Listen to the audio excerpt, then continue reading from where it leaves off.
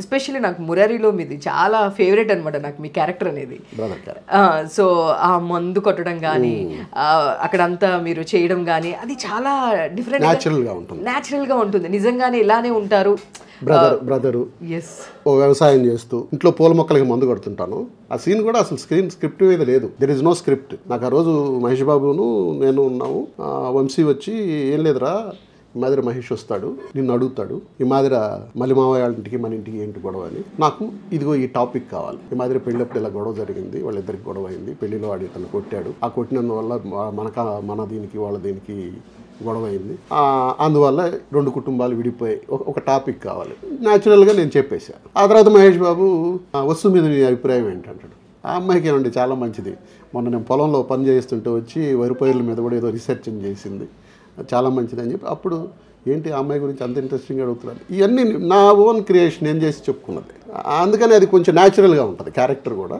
Plus at the same time మనం behave చేసే అంటే మనం క్యారెక్టర్ అండర్స్టాండ్ చేసుకుని బిహేవ్ డైరెక్టర్లు నన్ను పిలిచేటప్పుడే ఈ క్యారెక్టర్ ఇతనైతేనే బాగుంటుందనే పిలుస్తారు. అక్కడే నాకు అడ్వాంటేజ్ ఉంటుంది. ఇప్పుడు దానికి ఈ మధ్య కాలంలో మంచి ఉదాహరణ ఏంటంటే మీశ్రయ అభిలాషి.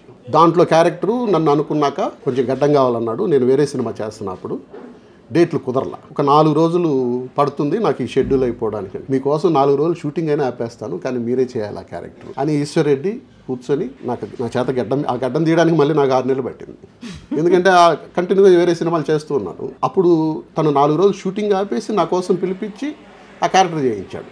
డెఫినెట్గా ఈరోజు ఆ క్యారెక్టర్ అతని సినిమాకి ప్లస్ అయింది, నాకు ప్లస్ అయింది. చూసింటారు లేదో మీశ్రయ అభిలాష్? చూసాను.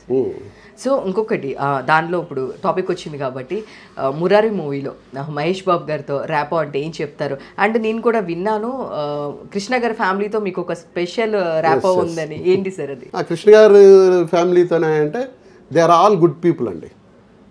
కృష్ణ గారు కానీ, ఇప్పుడు కృష్ణ గారి తమ్ముడు ఆశీష్ గిరిరావు గారు కానీ, రమేష్ బాబు కానీ, మహేష్ బాబు కానీ, they are all innocent people. Krishna గారు కూడా, నేను కృష్ణ గారితో కలిసి యాక్ట్ చేశాను, ఆయన డైరెక్షన్లో యాక్ట్ చేశాను. రమేష్ బాబు హీరోగా నేను విలన్గా యాక్ట్ చేశాను. మహేష్ బాబు హీరోగా నేను బ్రదర్గా యాక్ట్ చేశాను. రమేష్ బాబు కొడుకుతో యాక్ట్ చేశాను. ఇంకా మహేష్ బాబు కొడుకుతో యాక్ట్ చేయాలి, ఒకటే బ్యాలెన్స్ ఉందని చెప్పి. మొత్తం ఫ్యామిలీ ఘట్టంలేని ఫ్యామిలీని మొత్తం కవర్ చేసేసారు మీరు.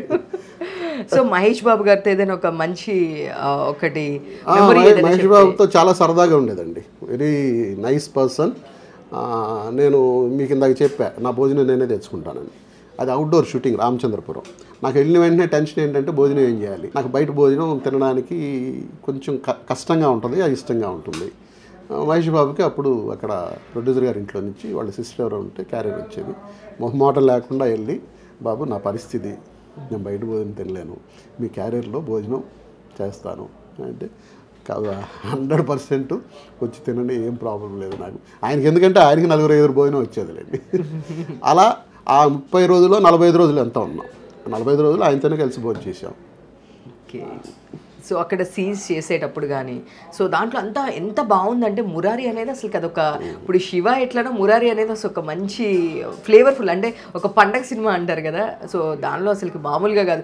నాకు మీ సీన్ అనేది నాకు అలా మైండ్లో బాగా గుర్తుండిపోయింది. ఏంటంటే అలా ముందు కొడుతూ ఉంటారు మీరు, డైలాగ్ కూడా ఎస్ అలా అది బాగా గుర్తుండిపోయింది. అది పైగా కృష్ణవంశీ సినిమాలు కొంచెం హోమ్లీగా ఉంటాయి.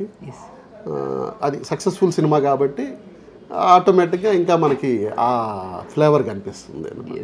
దాంట్లో ప్రసాద్ బాబు గారు కానీ మీరందరూ అంటే ఎస్పెషల్లీ కైకాల సత్యనారాయణ గారు. అవును. సో ఎలా ఉండేది? సత్యనారాయణ గారు నాకు బాగా క్లోజ్. ఎందుకంటే మా ఇంటికి వారానికి ఒకసారి మా ఇంటికి వచ్చి భోజనం చేసి అంత క్లోజ్ అయ్యాడు నాకు. అందుకని నాకు పెద్ద ఆయనతో ఏదో కొత్తగా నటిస్తున్నట్టు లేదంటే కొత్త ఏదో మర్యాద వాళ్ళే సత్యపడి రానని పిలిచేవాడు నేను. సో ఆయన ఒక లెజెండరీ యాక్టర్. సో ఎట్లా ఉంది సార్ ర్యాపో? మీరు మ్యాక్స్ ఎన్ని సినిమాలు కలిసి చేస్తుంటారు కైకాల సత్యనారాయణ గారు? నేను కొంచెం తక్కువే చేసింది. ఫస్ట్లో బిగినింగ్లోనే ఆత్మబంధం చేశాను, 4వ సినిమానే. ఆ తర్వాత కొన్ని సినిమాలు చేశాను, కరెక్ట్గా గుర్తులేదు. బట్ ఆయనకి నాకు అంటే ఆయన సినిమా లైఫ్ కంటే నాకు చలపతిరావు గారు, కోట శ్రీనివాసరావు, సత్యనారాయణ గారు వీళ్ళందరూ నా పర్సనల్ లైఫ్కి ఎక్కువ అటాచ్మెంట్ ఎక్కువ. నా ఇంట్లో భోజనం చేసేవాళ్ళు. చలపతిరావు అయితే నా క్యారియర్ ఉంటే ఇంకా అసలు కంపెనీ భోజనమే తినేవాడు కాదు, నా దగ్గరే కూర్చునేవాడు. సత్యనారాయణ గారు ఇంటికి వచ్చి మరీ తినేవాడు.